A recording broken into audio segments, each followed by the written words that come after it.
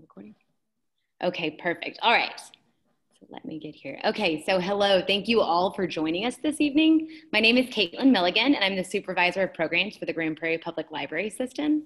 Tonight is our third program in our American Experiences series, where we seek to learn more about the lives, challenges, and perspectives of those who have different experiences than us living in this country. Tonight, in LGBTQ History Month, we will be focusing on the LGBTQ experience with a phenomenal group of speakers who I will introduce now. And y'all can wave as I say your name. So Andrew Fortune. Andrew Fortune serves as the Manager of Legislative Affairs and Assistant to the City Manager for the City of Grand Prairie. His responsibilities include redevelopment, special projects, community engagement, and legislative affairs. Andrew received his Master of Public Administration from the University of North Texas and holds Bachelor of Arts degrees in Political Science and Philosophy from Mississippi State University. He serves as a board member of the Grand Prairie Rotary Club and Grand Prairie United Charities. Andrew currently serves as the chairman of the Grand Prairie Chamber of Commerce. So now Dr. Jara M. Carrington, she, her, or them, they, is a lecturer and director of undergraduate programs in the Department of Anthropology at the University of North Texas. She was born and raised in Oklahoma, although she moved around the United States quite a bit before settling down here in Texas. Jara currently lives with her partner, Rebecca, in Oak Cliff, and together they have a dog and 2 cats. In her spare time, Jara serves as a board member with Artitude, a Dallas-based nonprofit organization dedicated to creating and supporting platforms for LGBTQ+ people to represent their multiple and diverse identities, histories, and communities in the arts. Kurt Gonzales works as a supply chain contract senior professional for Bell Textron Inc. in Fort Worth.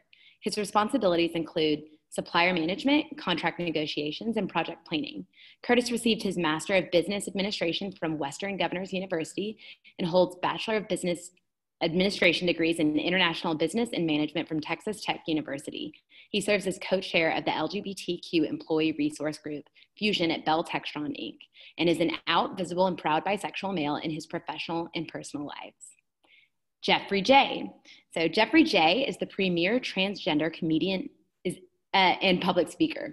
He has been seen on the CW, Hulu, nominated for NACA's Best Diversity Act, has been featured in The Advocate as one of 7 LGBT comics you shouldn't have missed, a 3-time headliner for the Portland Queer Comedy Festival, the world's largest LGBT comedy festival, a finalist in the Funniest Comic in Texas, and featured in the Bridgetown Comedy Festival. Wow. Okay, so throughout this program, I will be asking our speakers questions that I have prepared, but our audience is also allowed to submit questions in writing. My colleague Isela will review those and can pass them on to me. I've also informed our speakers that I might make some mistakes in the language I use, and if so, I ask that they correct me so I can know better for the future. I know that I, just like everyone here, have a lot to learn. So let's get started. Okay, all right, guys, so we're gonna start off with just kind of a quick icebreaker. I'll call y'all's names out, but so could you each tell us your sexual orientation and gender identity, and what is your favorite part of belonging to your community? Let's start with Kurt. All right, hello everybody. So I kind of already, I guess, answered that question in my intro, but I'm a cisgendered bisexual male, and was favorite part of my community, was that second part? I already forgot. Yeah. As a bisexual male, well, just in the LGBT community in general, I just love how welcoming and engaging everybody is. And for the most part, I'm very supportive of each other and our backgrounds. And it's such a diverse community, lots of intersectionality and all that. It's just so fun to be around. Great. And what about Jara? Yeah, so I identify as lesbian and as queer. And then I guess my gender identity kind of depends a little bit on the day, what I'm doing, but I would say either sometimes female, sometimes genderqueer. So that's kind of where I'm at. My favorite part about belonging to my community, I think kind of resonates with what Kurt was saying, which is just kind of this really deep sense of community and a kind of intentionality that's brought. And also a kind of orientation towards the world where, you know, a lot of people coming from LGBT backgrounds don't have the same kind of family connections or other kinds of deep connections and so your friends really become that for some people. And so I think that's a really important dynamic that we have going on. Love that. Jeffrey J. Hi. I tend to, so I identify as a trans man. Transitioned 14 years ago. Good Lord. I am older than I look. Testosterone is a hell of a drug. So, that being said, I identify as, that's depending on the day, too. When it comes to sexuality, sometimes gay, sometimes queer. Really depends. I have a partner I've been with for 3 years, though. And my favorite part of the community is just over the years where we've gotten to and our abilities to express ourselves in so many different ways and to accept gender and sexuality in a more open way than we used to be able to. And I'm really proud of how far we've come with that. So, yeah. Awesome. Andrew. Yeah, so I identify as a gay cisgender male. And my favorite part, just to echo kind of what everyone else has said, is just, the support group. I think a lot of my friends uh, definitely consider them in the family category, and just kind of seeing that across the board, even when you don't know anybody. I mean, if you're out and about and you run into somebody in the community, it seems like for the most part, there's a shared set of experiences there, I think, that really resonate. So. Yeah, I love that. And okay. One thing I did want to step in and clarify, because both me and Andrew said it, identifying as cisgender, just some people that may not know what that means, is basically we identify with the sex that we were given at birth. Thank you very much. Okay, so now we're going to go a little bit deeper into each of y'all's stories to start. So the next question goes to everybody again. And so this is for each of you. When did you realize that you were lesbian, gay, bisexual, or transgender? Can you discuss the feelings you experienced and challenges you faced as you came out? And I'm going to throw on that for those of y'all who identified as queer, that I don't necessarily know very well what that means. So when you guys talk about that, I'd love to hear a little bit more about that as well. So let's start with Kurt. Sure. So my journey was a pretty long one in figuring out what now as I identify as bisexual. For the longest time, most of my life, until maybe 5 or 6 years ago, I really didn't know that term very well. Didn't know a lot of letters in the acronym at the time very well. And growing up in the communities that I was in, is either gay or lesbian. There really wasn't an in between. And a lot of people that I knew that ended up coming out as gay initially, said they were bisexual. And so I always questioned it at a certain point when I started to really kind of understand and do a little more research on what bisexuality meant, because to me, I've always been attracted to both sexes, to both men and women. And so once I heard that term and I did a little more research into it and had some time to kind of really understand it, and really once at a certain point in my life, when I moved away out of Texas to Boston for a few years, I had a chance to kind of really live my true self. And I actually started, kind of dating men and women kind of off and on at the same time. Did a little bit of experimenting in college, but that's not necessarily helps you answer all that. So I had time to really move away to a place that nobody knew me, my background, how I grew up, and so I could just be who I wanted to be, who I always felt I should be. So it was about 4 or 5 years ago that I really kind of came into that ownership, and didn't really even come out as bisexual publicly until about 3 years ago. And I'm 32 years old, so it took me about 29 years to really get to that point, confident enough in who I am and to really be my true self every day. Great, thank you. Yeah. And let's go to Jara.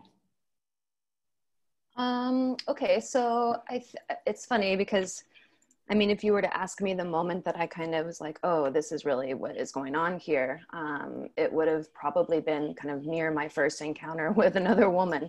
But then retroactively, you can kind of look back and say like, oh, there were these like little inclinations maybe that were there previously. So I was a senior in high school when I dated my first girlfriend.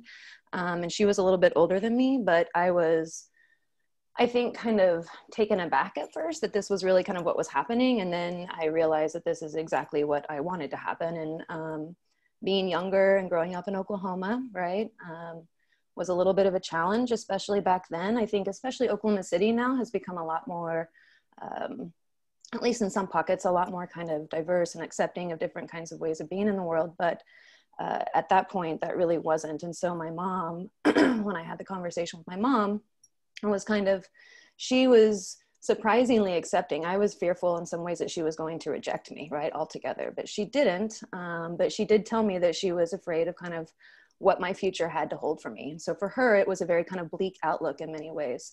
Whereas for me, it was a very exciting outlook.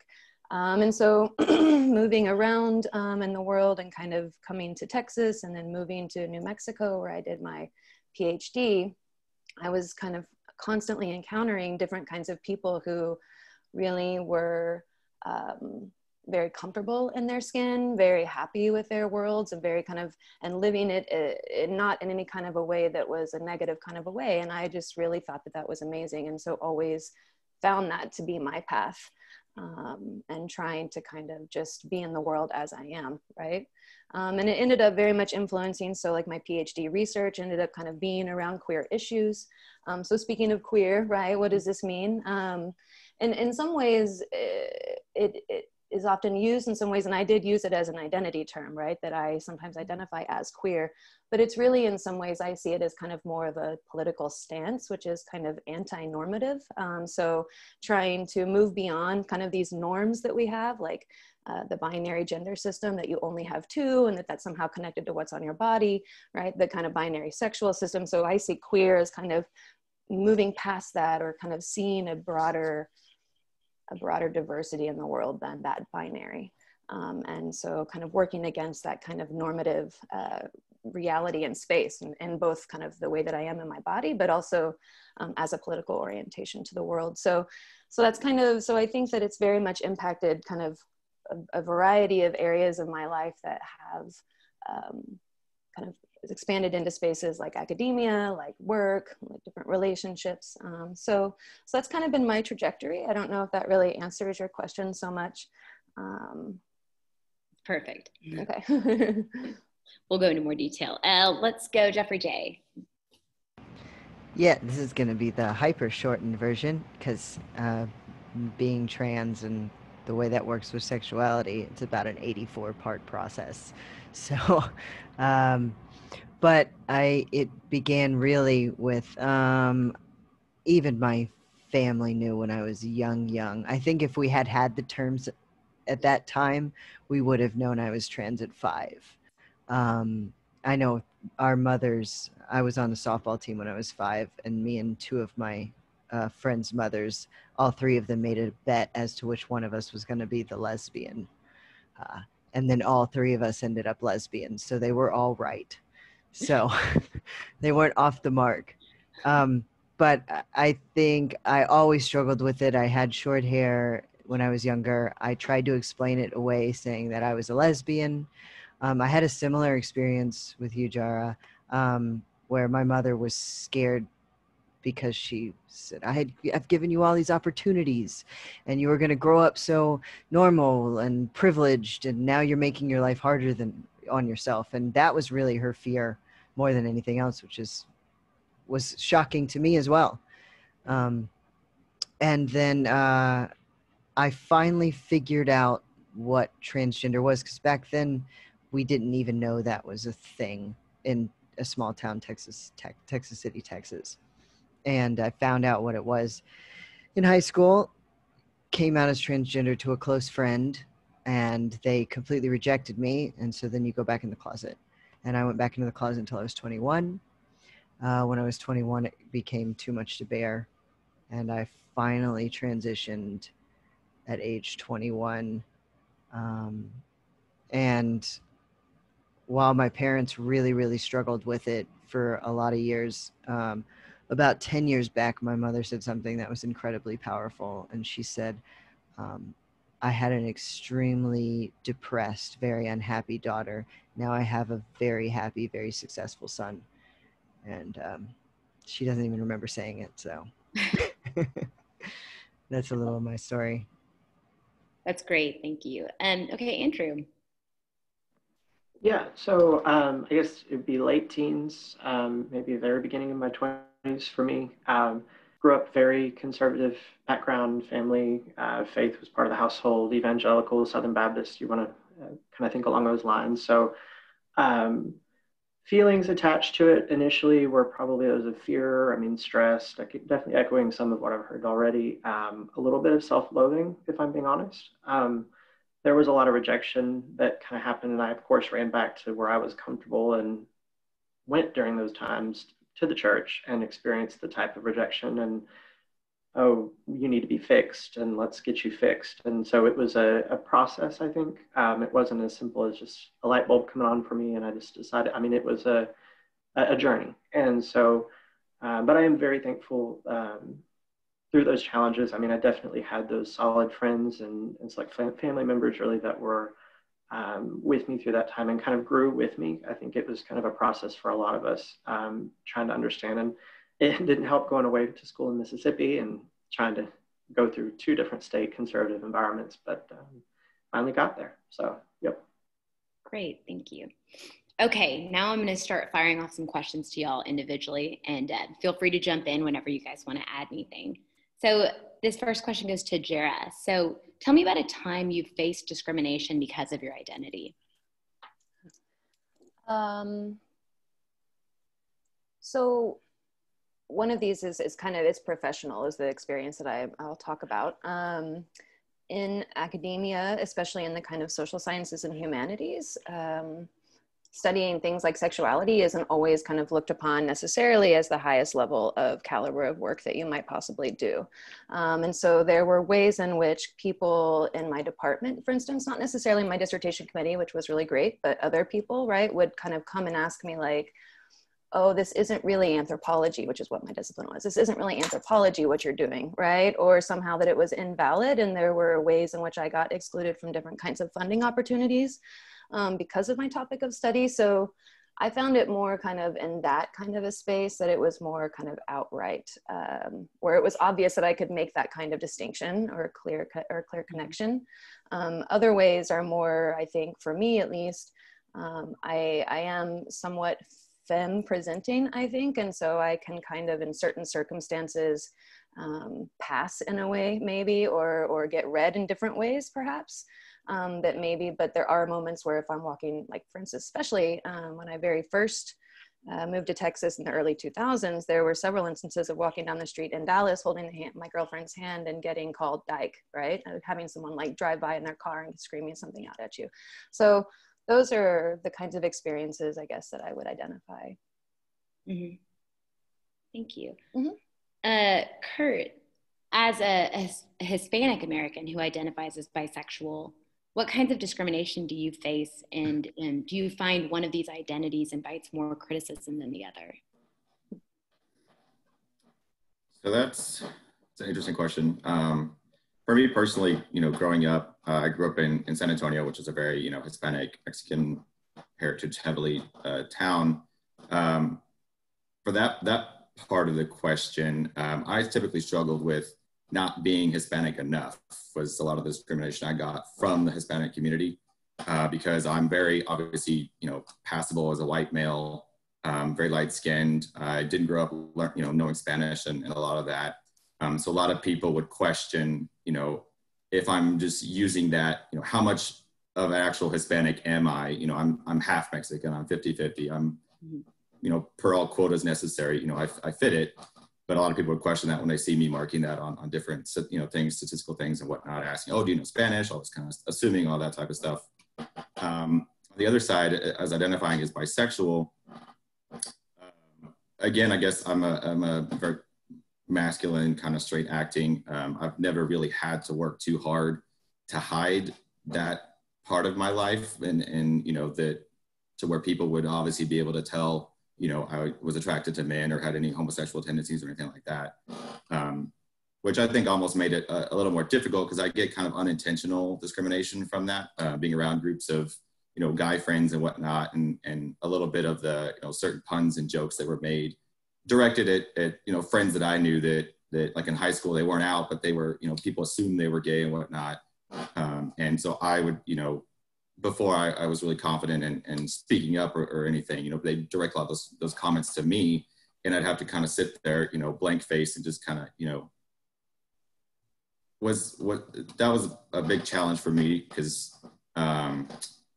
at the time, I didn't know how to speak up and speak out against that. And I wasn't confident in who I was to do that, to be able to let people know, hey, you know, those comments are targeted towards me too. You know, I don't like that. Which made it even harder because I didn't say anything. And so for a lot of years I sat there, you know, and it went beyond just school, you know, and even into some instances in the workplace and certain jobs I had right out of college and whatnot, before I really started to share with people that I was bisexual once I realized what it was. Before I ever had any type, you know, started dating men or had any boyfriends or anything like that, was, I think, probably the hardest part of that, between the types of discrimination between the being Hispanic and bisexual, was definitely just the struggle of I think a lot of the cases unintentional, but me not being able to speak up and share who I was, which made it even harder for me and wanted me to be even more in the closet and quiet about who I am, because, you know, how many other people do I know think the same thing? And now I understand, you know, if I knew, a lot of those people probably just don't understand how hurtful those comments are. But definitely, I think the bisexual side, I got a lot more, although unintentional for the most part, more discrimination and a lot of harder times dealing with my feelings, and kind of held me back even more, you know, being able to discover my personal sexual identity and all of that. Thank you. Andrew, what role you talked about this a little bit, but what role has religion played in your life, be that positive or negative? Yeah, so definitely. As I mentioned, I came from the conservative background. You know, a lot of the kind of some of the deepest hurts, I think, that I've experienced as a result of my sexual orientation have probably come from people within the church. And that has always been kind of most disappointing because, of course, and from a Christian background and faith, I mean, it isn't always consistent with some of the teachings there. But however, I mean, I've also, through my journey, goodness, 10, 11 years now, I mean, it's been a process of getting to understand that there are people in the LGBTQ community who share the faith similar to mine, and there is still a possibility for me to hold on to that faith and have it personalized, do things like church groups and things like that are not filled with the people that would be hateful and inconsistent with those teachings. And so I guess conversely, some of the most kind and compassionate moments have come from people in the church that I knew in my circles. And a lot of those surprised me, quite honestly. I mean, I know our community as a whole has a lot of hurt from Christian faith in particular, but I'm sure other elements of faith. And I guess the positive I'm taking out of this now is that, I mean, as I've grown and really reached into different social circles and seeing different people in the community in different walks of life, I've found these groups of people who it's still important to them, and it's still a positive thing. On a more personal note, for me, I think that's one aspect of a long-term partner that I would hope to find, is somebody who still places a value to that. And I mean, echoing some of Kurt's comments, I think there are a lot of people who may be more inadvertent in some of what they do, not to excuse some of those behaviors, but that they may either don't know, or they think that to be kind somehow sacrifices some perceived principle that they may have. And so at least me personally, I try to take the opportunity, working in conservative places and still living in a very conservative state, to when the avenue is open for me to share a little bit of that, I mean, that's something I hope to be able to do. But overall, very positive. I mean, I will say it's probably no secret that there are still faith-based groups that still run conversion therapy camps and do reparative therapy, and these very damaging practices that have been proven to leave long-term effects in individuals. And so certainly not stuff that I would subscribe to if I were to identify with my faith the way I do, but I'm still choosing to take a lot more positive from it than the negative. That's great. Thank you. Okay, so Jeffrey J., can you talk to me about the impact of having family support or not support you as you come out and after? Yeah, that's a great question. Because, I mean, one thing, because I speak a lot on trans issues, I think one of the most important things to point out ever is the amount of privilege that I have, because I do have a family that support me. I do have a family who accepted me. I'm white. I am educated. My family got me braces. The amount of things that give me privilege is astounding. And that is a huge factor in why I have been successful. I don't know how successful I would have been had I had some of the struggles that some very successful trans people have had. I bow down to them because it's amazing what people with much less have accomplished. That I feel very lucky, and even with parents who were incredibly accepting, it still took them a long time.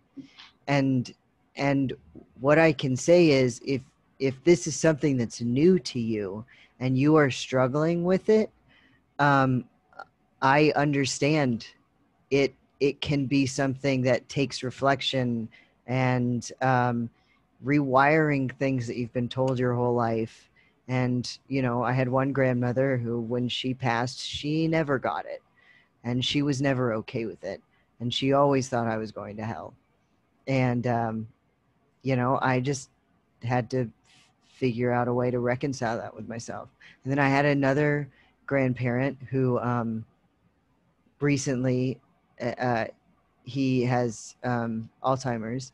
And I walked into the room and he said, "What is your name again?" And I was like, "Oh God." And I said, "It's Jeffrey now." And he goes, "Well, that's confusing. Now we have two Jeffreys in the family." And he did not care whatsoever. He just was like, "Why has there got to be two Jeffreys? I'm having a hard enough time."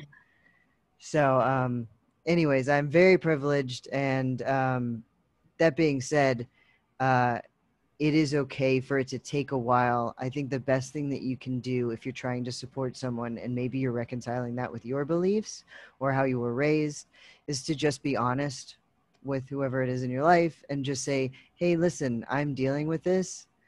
I may get things wrong. I may ask you questions that I'm not supposed to. I may use the wrong pronoun or say things. Just, I'm trying." And maybe just know that. And that's the advice I can give. Awesome. Thank you. Okay, Kurt. So I've read that bisexuals make up about 50% of the LGBTQ community, but people mostly think of gay men and lesbians and transgender when they think of LGBTQ. Are there any common misconceptions you would like to debunk about your sexual orientation? There's a lot. But some of what,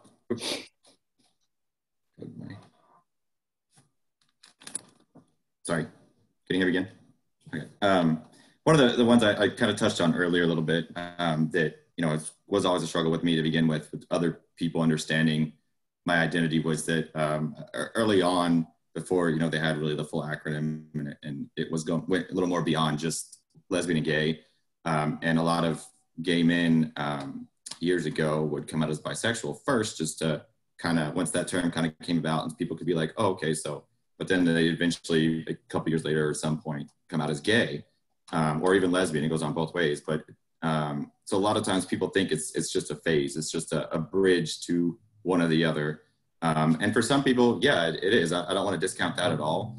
But that does kind of make it more difficult for those of us that do identify as bisexual. And it goes in line with pansexual and polyamorous as well. You know, anybody that's, you know, into more than one gender, things like that, definitely makes it a little more difficult for us to be able to explain kind of where we're at and not have people constantly expecting us to one day come out as just gay or just lesbian, or something else. You know, a lot of people see it just as kind of as a stepping stone to that, but it definitely is not. That's something why I'm so, you know, like to be visible and proud and about that in my personal life and my professional life at work. You know, I've got pins and things. I wear the rainbow flag. There's the bisexual flag. There's a lot of the letters have their own flag outside of just the rainbow flag that most people commonly know. But that's one major one that I had to deal with for a while. And the once I really started to get into dating, had a lot of difficult times. And with that, on one side, with a lot of females, a lot of women that date, you know, find out that a man that they're dating is bisexual, they have a constant concern that he's just gonna, you know, cheat on her with a guy, or you know, have multiple other partners around, and is just very promiscuous, and all this is another big misconception. of the overall general. There are, a lot of people that like to identify that way, but for me personally, I always have to struggle with that because a lot of people just assume I would just sleep around with anybody that I met. I'm into everybody that I meet and all that type of stuff. And it's a lot more complicated than that. It's a lot more complex than that, which makes it complicated for people to understand.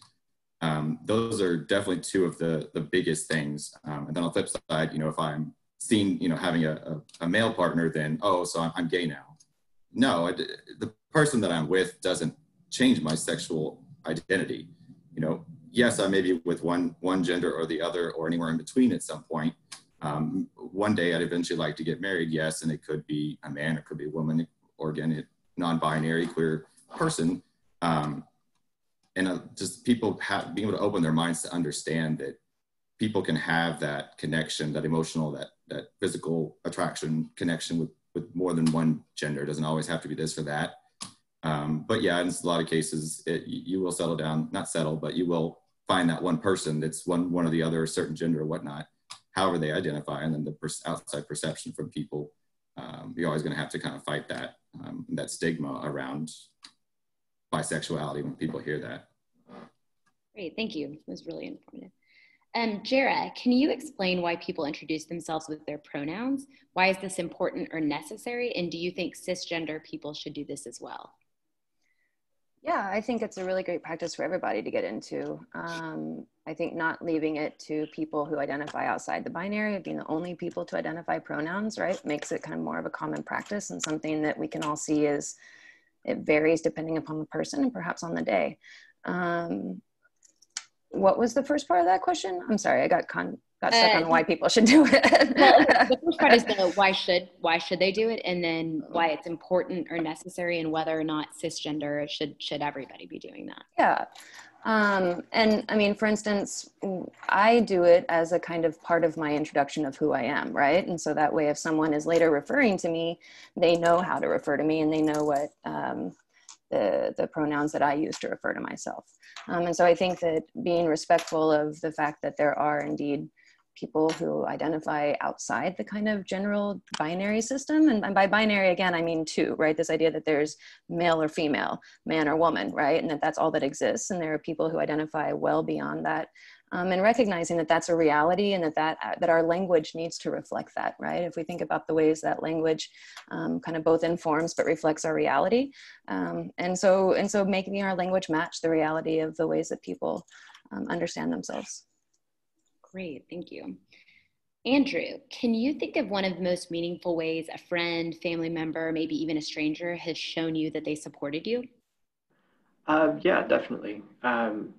I think a group would be kind of some of my close family members, for them to step outside themselves and seek to kind of learn and join me a little bit on my journey and be patient with me through that process and with other people who know us. I'm not naive to think that somehow that was not a struggle on their end as I was going through my own, but just some specific examples that come to mind, you asking that. I mean, having one or two family members at different times just call me and reach out to me and say, hey, today I ran into somebody who was clearly in your community and I took this extra step to be nice to them. And I was just thinking of you and this is what I did, and almost asking, like, did I do it right? Is there a way I can do it better? I mean, coming from an evangelical Bible literal truth church, I mean, for them to let alone do that, but then to come back to me and show that kind of support and love that way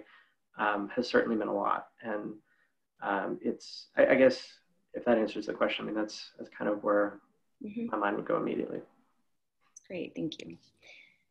Jeffrey J. Okay, so roughly 40 to 50% of transgender Americans commit or attempt to commit suicide. Approximately 98% who experience discrimination consider it. Could you talk to me about why you think this happens? Yeah, I think that's easy. I think you almost have to get pretty close to committing suicide in order to transition. At least it used to be that way, because you're asking yourself to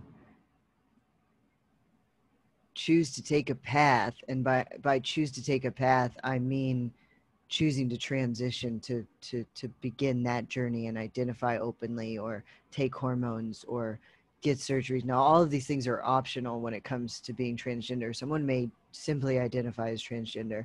Someone may only change their name. They may not. They may have surgeries. They may not. They may take hormones. They may not. All of these things are valid representations of what a trans person is. But what I mean by choice is when I chose to be myself, I was saying that I'm okay with, on the other side of which transitioning for me was taking testosterone and changing my name. I don't know what I'm going to look like. Who's going to hire me? Who's going to love me? Is my family going to accept me? Am I going to keep any of my friends? How am I going to feel on the other side? One thing that I had no idea was going to happen, but my sexuality changed. And that's something that back then we didn't know could happen, but now we know happens roughly 50% of the time. If you start hormones, you can change sexualities. And that happened to me, and that was a massive shock as well.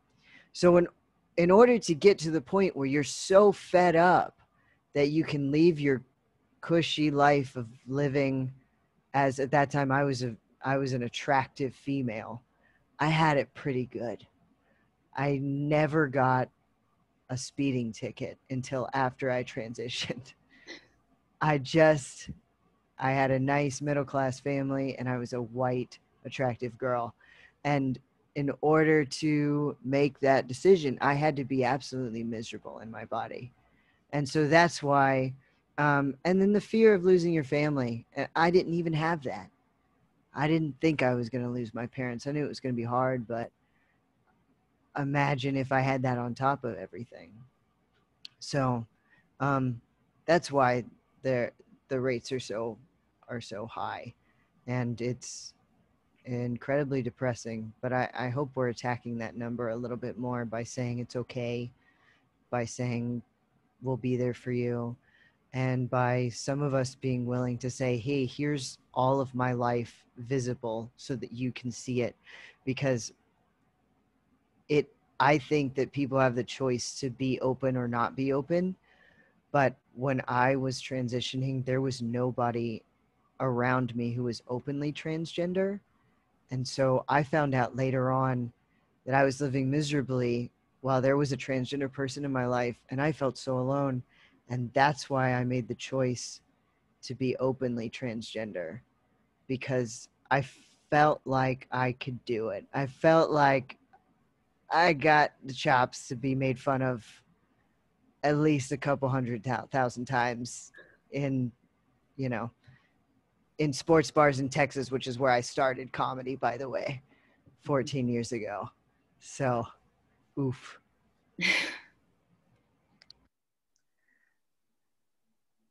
I think also, if I can kind of interject too, that Jeffrey's point, also the very end there, that a lot of people experience violence, right? And the fear of violence or the actual experience of violence and watching your friends experience violence, right? All of these things compound on one's mental health and one's ability to kind of think that living in the world is going to be worth it. And so kind of this year, for instance, I think we're at like 32 trans women of color who have already been killed. And so, I mean, being real about this, or the structures of the world that we live in and the ways in which those really impact and shape people's lives, I think is also an important thing to kind of address there. Yeah, thank you. Okay, so Jara, back to you.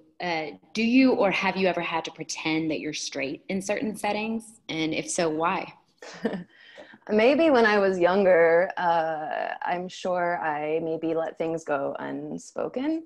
Now I see it more as like a mandate in some ways to kind of be out in the world and to be very upfront about it. And so I don't have that experience today. Cool, good. Great, okay, so Andrew, what is something hurtful that you see people do that you think they're not aware of is hurtful? Oh, wow. I have an answer for that. I think it's important for me to recognize kind of what some of the other panelists have recognized, is that I think being a white male, there is a level of privilege where I'm not even sure I could answer that question in the same way that maybe others in the community probably could. In my experience, I guess what I could speak to would be that, there are a lot of these, I guess the term, correct me if I'm wrong, it's microaggressions, but these small things, and a lot of them sometimes are inadvertent, where you don't get invited to something because they know that you're gay and they assume automatically that you don't play poker, or you wouldn't be interested in playing football or a scrimmage game. I mean, different things that are in a lot of people's mind, they probably didn't consciously think about that or think through it in the way that maybe I would overthink that to a point. But, I think it really comes down to people make a lot of assumptions and they start to base behaviors and jokes and comments and things off of those assumptions. And I think really ways that maybe they can work to overcome those is, really kind of self-evaluating and working more to be empathetic and to have compassion, really looking beyond themselves and looking into what someone else's experience might look like and how maybe they can challenge themselves. I mean, you at the beginning of the call made the point, you're like, hey, I might not know everything, I may not say everything right. I mean, that alone, is huge, and it's awesome, and it works towards getting us to a place where those type of things don't happen as often. So. Great, thank you. Jeffrey J., how have you seen this country evolve on its opinions about LGBTQ identity, and what progress has been made? Oh, so much. And I think sometimes we forget that because we're not satisfied, and I love that about us, and we have so much farther to go. But boy, oh boy, have we made so much progress. I mean, even just from being able to get access to things to it's so tiny, or it seems so tiny, but representation in media, even though we have a long way to go, I know that the first time I finally figured out what a trans man was, it was because I saw something little on television, and I don't remember what it was. I wish I did, but I spent an additional 10, 15 years searching for an answer, but because there was no representation on television, I didn't know what it was. And so in that way, we've come a long way. Any sort of gay marriage in Texas, woo-wee, that's goodness gracious. I was in high school when the gay conversion billboards were up in our town. The ones that said question homosexuality. I don't remember any. I don't know if any of y'all were around when that big one happened, but that happened in South Texas. And I was the first openly lesbian person in my high school, and it was a huge deal. Mm-hmm. I tried to open an LGBT group, and we did not get it approved. And nowadays I feel like that it's not an issue anymore. Everyone knows to at least allow us to have it, or we'll cause a ruckus, But back then it was just an outright no. So we have a long ways to go, but I do think it's important to remember that we've also come a long way. And a lot of the things that we have now just plain didn't exist before. So. Great, thank you. Kurt, so what does marriage equality mean to you? To me, it's pretty simple. It's in legal terms, allowing those who love each other, no matter who it is, same sex or, gender fluid, or whoever wants to marry whoever they love, they should have the right to do that. And in general, they especially do now in the US and a lot of places around the world that's happening. They're legalizing it more often. But in terms of the workplace and benefits, for me, honestly, I don't think you need a piece of paper to show how much you love somebody. I understand the concept of marriage. I think it's a little bit outdated. Nothing wrong with tradition or anything like that, but in general, it is a lot of, not to say I don't want to get married someday, legally, officially, but in a lot of ways, it offers people a lot of benefits through employers or other organizations that are part of certain benefits that you can have by, being married, and your partner can benefit from that. And a lot of, even a lot of, companies, corporate companies in places around the world don't allow that. A lot of them can get away with it because, maybe they're not US based and they're not held to some of those, laws. They don't have to do that. I think it's getting better. But, like Jeffrey J was saying, we've made a lot of progress in that, obviously, but there's still a long way to go, and there always will be. But at its, core, marriage equality, everybody should be able to marry who they want to marry and who they love. Nobody should tell them you can't do that for any reason. So I think we've got a long way to go to really get there, and for a lot of people to understand that. But it's come a long way, definitely over the last few years. Great, thanks. So we're making great time, y'all. So I've got, the rest of my questions are really open for the group. So I'm just gonna kind of state some questions and y'all multiple people can answer. Whoever raises their hand can answer first. So the first one is, and Jerry, you kind of touched on this.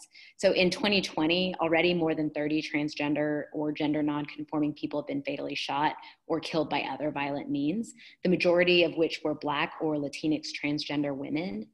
Why do you think this violence is increasing right now, and what can be done about it? I'll start on that one.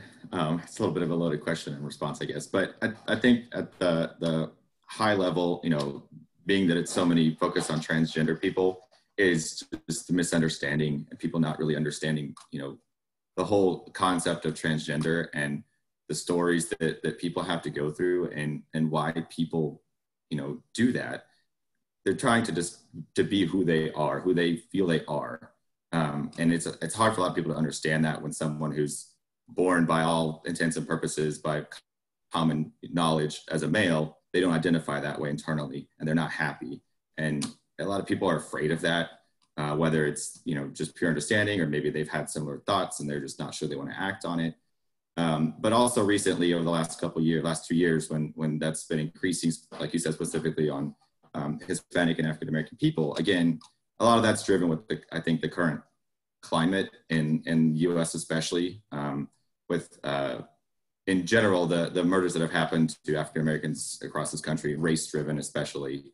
A lot of different factors that can go into that. I think it fluctuates definitely a lot in this country. But I think it's twofold, both just not understanding the transgender identity of a lot of people, and then underneath that, kind of race driven with the current political climate and things that have been happening across this country that a lot of people are fighting back against and trying to really keep progressing forward with, the equality for all, not just related to race or sexual identity, orientation, all that kind of stuff. But I think those two definitely go hand in hand, and that's kind of what we're really starting to see this year. Mm-hmm. And with that kind of increasing right now, do you guys think that will continue increasing, or do you think there's something we can do to slow that down? That's a difficult question. I'll kind of give my thoughts on it just real quick. But yeah, I mean, there are things that can be done. And one of those things that started today is people getting out and vote. A lot of public figures do definitely heavily influence the overall climate in those certain areas of people feeling comfortable to act out upon those discriminatory thoughts and things like that, and those actions. And definitely to make some changes. That's one place we can help make some changes to really kind of calm that in the public eye, to allow for more time to continue with the progress we have been making with education around LGBTQ and race and just equality for all in general. Great, thank you. Okay, the next one is, this past Sunday was National Coming Out Day, and October is LGBTQ History Month. What is the importance of these devoted days or months? Who wants to go? I'm gonna call on Jara. I mean, I think it kind of relates in some ways, I think, to what Jeffrey J was talking about earlier, and this kind of idea of representation, right? And being out there and having spaces where it's publicly legitimized in some ways, right? And so the coming out day is is maybe one thing and one space for that, right? Where there's different platforms for kind of doing this public thing of coming out, right? Which for those, I mean, I'm sure most people know what that term means, right? But this idea that people have to kind of disclose their sexual identity, right? To the people around them. I mean, there is something, and I personally am kind of a little bit like, there's something about the cultural situation that we're in that we are compelled to disclose that I think is problematic, that kind of needs to be addressed, that isn't really addressed in these kinds of campaigns, but that's a whole different kind of critique. I think the kind of LGBT History Month is another way of kind of institutionalizing and maybe even broadening in some ways what history looks like in the US. And so when you have things like African American History Month or Latino History Month, right, that these are spaces for kind of saying, look, these are important contributions and they should be kind of taken as such. But again, you kind of run the risk in this way of saying like, these are somehow not part of this broader kind of culture. This is like separate from, or, you know, set apart from. So, I mean, I kind of see both.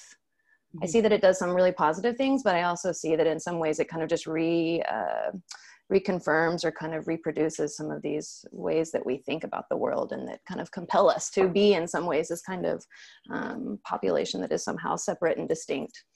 Interesting. Yeah. I mean, a recent experience I had actually with someone that I know was, I was asked why it is that our community finds it insistent to have such a in-your-face and loud parade event once a year. And so, I mean, and I was struggling as to how to explain that, but, you know, I think particularly with some of the older generations in my experience, the LGBTQ community and experience was something that they may have been okay with, but they were happy with it if it stays behind closed doors. It's kind of, don't mind what you do in your castle, but don't be in my face. And I think to echo your comments, Jara, is that, you know, it's more than that. I mean, it is, I mean, being in this community is more than just an action or an identity. And I think the educational aspect definitely is going to help at least open the door to conversations to people who may have had this long-standing thought that, you know, that's fine, that's what's in your castle is your castle. I mean, a very Texas kind of thought, but I'm hopeful, and I've seen a few opportunities where those doors have been open to have a more robust conversation about it. Great. Something to add. I'll have something to add too. On top of that, just from my perspective personally, I think it definitely in terms of the various awareness days as well, even outside of Coming Out Day and outside of, you know, October LGBT month, outside of June, you know, there's a transgender awareness day, there's a lesbian visibility day, bisexual visibility day, and I think those, and they're throughout the year. They're not clustered around, you know, October or June, the two commonly known, or mainly June, commonly known months for celebrating Pride and everything LGBTQ plus. But it definitely helps offer more of a specific platform and opportunity for those other lesser known or lesser understood portions of our community, subsections of our community, you know, the T, the B, the pansexual, the queer, all the other plus, intersex, asexual, the various letters out there helps offer, I think, a way for get more education, specific education out there during those times. I know for me, especially September 23rd is Bisexual Visibility Day. They actually celebrate the whole week and the whole month. It's kind of a recent thing, but on that day in particular, you know, I actually took the time at my company to share a condensed version of my personal story to the members of our ERG, or Employee Resource Group, that I'm co-chair for. Because one, I was co-chair and had that platform, but I always I wanted to share my story because I had never done that before at my company. It's only second year they've had an LGBTQ employee resource group. So I wanted to use that as a means to share my personal story and what being bisexual means to me, as well as offer additional resources and understanding, links and things in that for people who really want to take the time to get out there and understand, even within our own community, you know, they don't truly understand some of these other letters that may not know. You know, I as far as I'm aware, don't personally know anybody who identifies as transgender. There's still a lot, and with that area in particular, I'm still learning. So I think those definitely give opportunities to really broaden that education and information to other people out there. That is interesting. If you don't mind me adding a little bit to it, there's something that some people outside of the community don't know, is that it can be very compartmentalized, and our community's a lot of times don't interact. And for a very long time, some communities did not want other communities in with their communities. And I know that goes for bisexuals as well as trans people.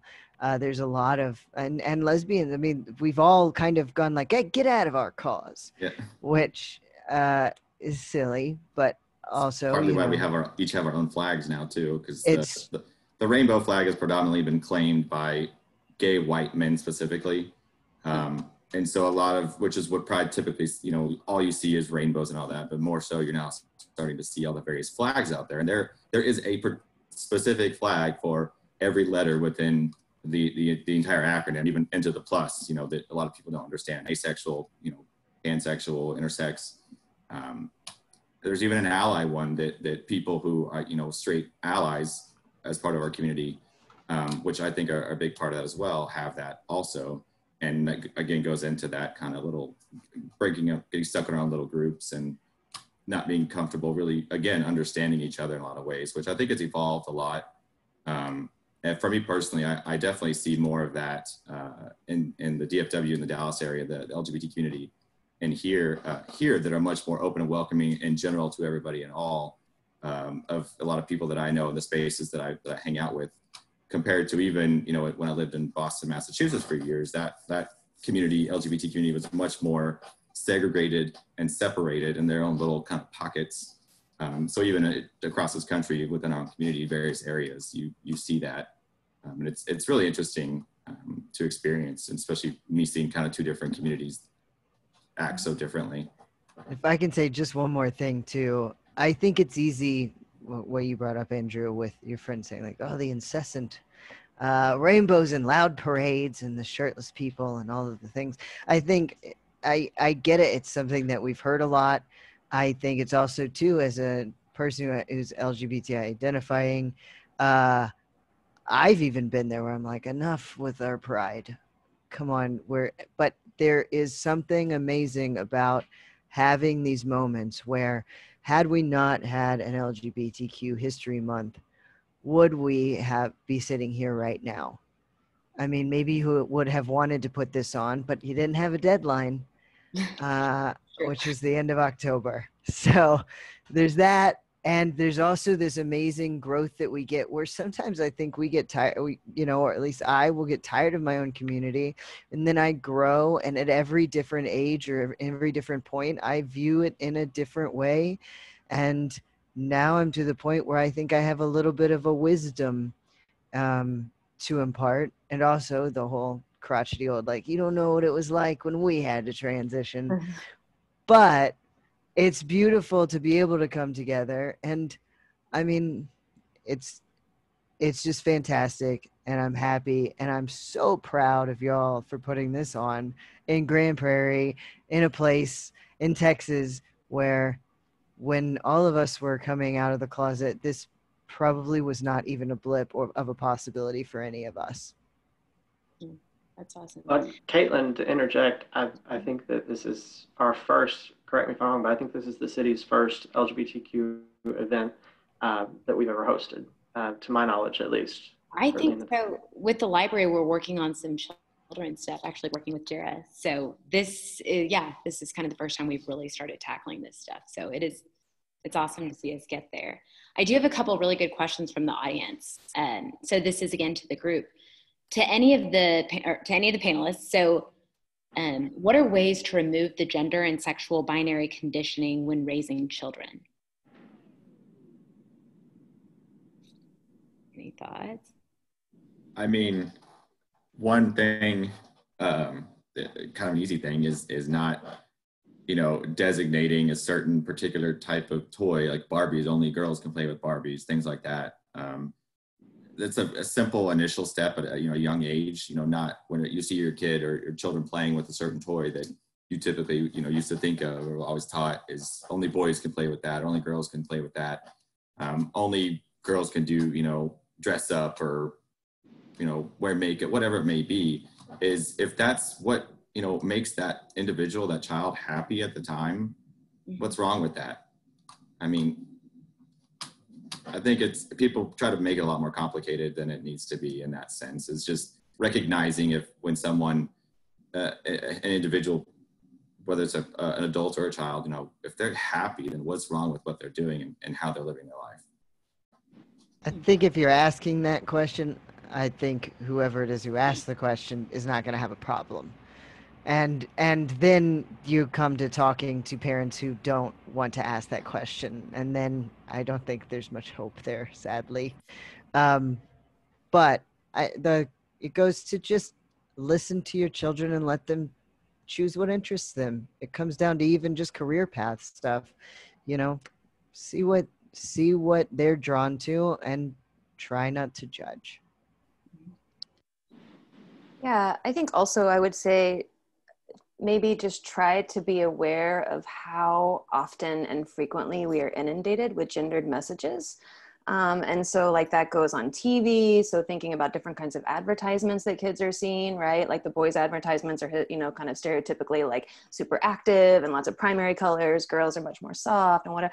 So kind of thinking about like maybe moderating or showing different forms of media that maybe, and there is a lot out there now, especially for young kids, like kind of cartoon, kind of animated stuff, or even comedy shows like Jeffrey J's comedy show, right? Where they're getting to see different kinds of experiences out in the world. And it's not necessarily only this, you need to be in this box, right? And I mean, there are some really great resources out there that you can find, and that people maybe take different kinds of, like you might avoid using pronouns, for instance, for a little while, or you might maybe kind of be flexible about pronouns or these kinds of things, right? But you don't always have to necessarily go to that level, but just being conscious of,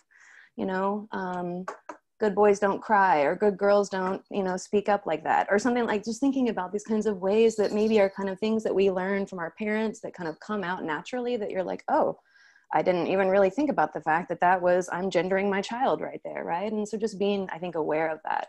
And if the fact that you're even asking that question, I think shows already an awareness, which is really, really great. So. The next one I have is, how do parents and educators help to create a supportive, non-marginalized environment for individual growth?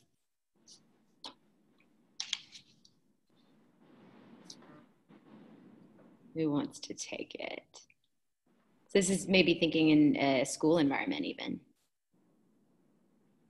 I mean, a simple step, it may be cliche to even bring it up, but a simple step would be, really addressing bullying. I know there are plenty of anti-bullying campaigns and everything else like that, but there are substantive ways that educators, I think, can really both address the bullying, but also use it as a teachable moment for the bully, as well as a child, for the child to know who's being bullied, that name or that behavior doesn't define them. It shouldn't have to factor into how they feel or the outcome of their day. And then for the bully to really work with them as they can. Hard plug for more resources for educators, because they don't have the time or energy or resources to be doing this, but I wish we could get to a place in our state and society where we give them the money to do it, to really work with the bully to see where that is coming from. And is that an internalized behavior? Is it a learned behavior? And are there ways in a classroom setting where you might be able to help curb that? I love that. I love the focus on the bully there. I think also it's important to note that in Texas schools, there's a lot of school districts have like a no say gay policy where teachers can actually get in trouble for talking positively about lesbian and gay lifestyles, about transgender lifestyles. Like that's actually still on the books. And so I think that a lot of kind of law and policy area needs to happen, but also then training for teachers who for so long have been told you're not supposed to talk about this, right? So even if you identify in some way and you have a student come to you and say, look, I'm struggling because I'm starting to think I might be lesbian or might be gay, right? You can't talk to them about it in a positive way or else you could possibly be fired. So providing not only this kind of structure, the policy to make it so that it's okay to talk about it, but then providing training to the teachers so that they know how to address these issues, right? I mean, we're having this conversation because it's not intuitive. We're not trained in this society how to deal well with people who are different. And so like generally speaking, so I think that is one place that I would call out. Yeah, I think another simple place also would be, a lot of settings we know, you're going on field trips or things like that on a bus. And I know, at least remember growing up, say, okay, all girls on one side, all boys on the other. It's like, well, even at a lot of young ages, a lot of kids are struggling with their sexual orientation and identity. And that definitely complicates things early on by forcing them to have to choose, okay, well, I look like a girl, I have to go sit with the girls, but that's not how they feel and how they identify. I think that's an easy way, a simple way to. I don't know if it happens as often as it used to, but in situations like that, I think specifying, you know, only boys, girls, things like that, which again, it is a sensitive topic and things that some teachers can get, you know, in trouble with if it's not something that, you know, you can educate parents and the other staff on understanding these concepts. It's just going to take time though. Great. Okay, we'll do just a couple more for y'all. Let's do, what options are available to same-sex couples who want to have children, and what changes would you like to see made? Anybody know on this one? Anybody want to have children and concerned about it in this group? Yeah. I mean, there are a lot of laws that are on the books, whether or not they're enforced, that make that a hurdle. I think we've seen a lot of really great legislation come through, but I don't think that people fully understand, like the marriage equality decision, for instance. It didn't give blanket rights to everyone in the same level that I think of the media and everyone portrayed it to. There were still a lot and are still a lot of roadblocks, particularly in southern states, from a legislative perspective that, I mean, you're balancing now. You have agencies that are claiming religious freedom exemptions, and you have, I mean, in different groups there, and trying to find a balance between everyone's freedoms, but also putting these kids in homes where they'll be loved and taken care of, and not threatening that, and not forcing parents to have to make the decision. I mean, with political uncertainty, am I going to get this right? And am I going to be able to adopt a child or to have one of my own? And then are their rights or my rights to them going to be threatened down the road with a change in political culture or in the law? I think just from a surface level, those are some of my concerns, at least. Do y'all feel like the changes that have been made, like legal changes recently, do you guys feel confident that those are going to stay and that progress is going to be made on top of those? Or are you concerned that you're going to lose some of those rights? Well, I mean, we're going to have to wait come November, election day, how things play out. That'll be a big factor. You know, again, it's based on, you know, who's in office, who's making decisions on those things, what's going to happen. And this time, whichever way it goes, I mean, it could go either way, whoever ends up getting elected, and not just at the, you know, in the White House, but, you know, at all levels of the government, local, state, community, cities, everything like that. Because a lot of those decisions can be made specific to individual states or counties or things like that. So I think it's a constant concern and challenge, yes, especially, you know, in the state that we live in Texas, a lot of places, Dallas, you know, Dallas County and the major cities, not quite as much. We don't see that too much, but I mean, there's still most of the area, a lot of the country that is that way. And then all the way up, you know, to the White House that makes a lot of those blanket type of, like the Marriage Equality Act and things like that. They definitely, you know, for me is always a kind of a concern in the back of my mind. Just not knowing if those things are going to hold once they pass, you know, things like that, because the political climate and ideologies can change so quickly.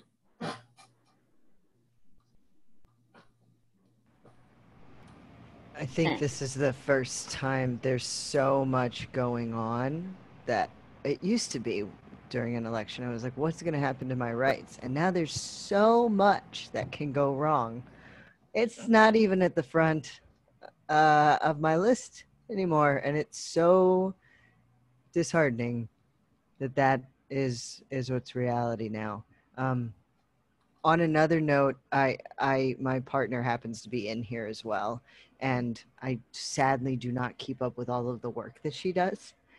But one of the things she just finished working on was for a company who has a resource for LGBTQ people and fertility and pregnancy options and people's journeys that they went through and what it took, and especially in Texas as well. So I put that into the chat. So if anyone is looking for resources for that, apparently it's out there, and I'm not a great partner.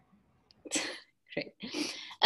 Okay, so kind of a closing thought. Let's how can people who identify as straight and cisgender, what can they do to best support the LGBTQ plus community?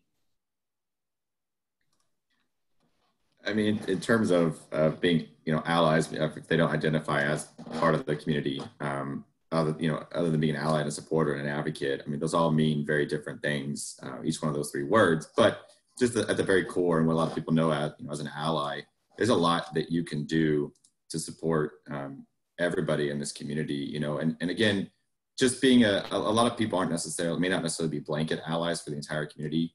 And it really comes down again to an understanding of each of the things. And if you are approached by or in a situation where it's specific to, trans or pansexual or bisexual or one of the other lesser known things, and you're not educated enough on that, and you're not able to give a valid argument and give a valid defense and support of someone who may not be there, may not be able to do it, or is not comfortable to do it themselves, that definitely plays a big part into that. But there's a lot that it doesn't take much, but there is a lot that, allies, cisgender, straight identifying allies can do to support our community. Right. Let's hear from everybody on that one. Andrew. I mean, the government answer is, of course, to educate yourself, vote after you've become educated. And I think there are a lot of people that discount that there are ways to get involved, whether it's at a volunteer capacity or an advocacy capacity at the local level, at its base level. But I mean, you can be the squeaky wheel for members in the community that might have been discounted by representatives in some cases. Certainly not all. We have great representatives in a lot of places, but those are ways that you can definitely help, at least how, I mean, that's the first thing I would identify. So. Right. Jara, any thoughts? I echo the things that have already been said for sure. And I think there's like multi-level approach, right? So thinking about kind of attacking at the kind of law and policy level and working that way, but also maybe if you are with someone and maybe it's just these like little kind of going back to the microaggressions, right? Like kind of in those instances, kind of helping or seeing that that's happening. And if you were the perpetrator of it, maybe stopping doing that or kind of recognizing it's happening. But if you see someone else going through this, right? If you're with someone and they get misgendered, right? You don't have to make a big deal about it, but you can just say, hey, I think actually their pronouns are this, right? And so it kind of is just, it's also not putting the labor back on the person of making them explain, oh, these are my identities and this is how right? And then you feel like you need to apologize for making the other, right? So it kind of creates this, kind of domino effect in this way of kind of uncomfortable feelings all around. And so if you can, as an ally, right, be the person that kind of says like, hey, look, I'm not going to participate in those processes anymore. I will kind of stand up in moments where I think it's right for me to do so, but I'm also not going to speak for you, right, or speak on your behalf, so to speak. I think that's these kind of little these moments are also really important as well, right? And as in both of them, thinking about policy and law, but also thinking about these kind of individual interactions. And maybe if you hear someone making a gay joke or saying something that's a bit of a slur against something, right? Like, hey, that's not very cool, right? Because people only say it because they think it's socially acceptable. And so as the less acceptable that it is, the less that it will start to kind of change the way they think, I hope, at least the way they talk to other people. So if you think something, that's fine if I don't have to hear it, I guess, in some ways, so those would be ways that those are suggestions I would have. Thank you. Jeffrey J., any thoughts? I think that's a great point as well, Jara, because I don't know if I've mispronounced your name the entire time, and if so, I apologize. But I think that's a great point too. And one tiny thing that you can do is when people do feel safe around you and say things that they wouldn't say around the LGBTQ community, then yeah, correct them. Because I'll tell you, that's exactly when I know that someone doesn't respect me. It's when they slip my, what we call a dead name, or what I was born as. When they slip that name in, it means that when they're in private, they don't care enough to use the name Jeffrey. And I can see, it's a superpower. I can see right through them because I have a whole family who have known me for 14 years as Jeffrey. And if you're the one who's messing up on a regular basis, it means you're calling me a different name, when you're in private. So if you're around a bunch of people in private and they say something, then be the person who's willing to kind of step up or say that's not cool, and it'll go a long way. Yeah, I think so for sure. Guys, is there anything that I haven't touched on that you want to comment about?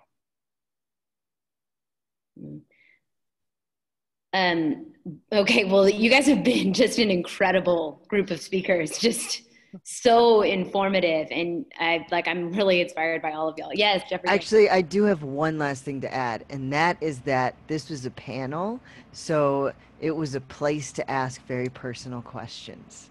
So when you go out into the world and you may have friends, don't feel like it's okay to ask all of these questions to all of your friends who have private lives. Definitely. Yes, thank you so much for that clarification. Anything else, guys, that I've missed? Okay, well, so like I was saying, you guys are incredible. I'm really inspired by this. I feel like I've learned a whole lot from this, and things that I know that I can take home and apply in the world around me. So I really appreciate all of y'all and your time. This has been really great, and we have recorded this, so we'll post it and we'll send it out to everybody who registered on Eventbrite. So we'll send this recording so y'all can share it. And then just last couple things for anyone who doesn't have our fall programming guide. This is just library stuff. This is available online. Of course, it's available at all of our branches as well. All of our programs are virtual right now. But we do have this guide that will tell you what all of them are. Great stuff for kids, teens, adults, everything.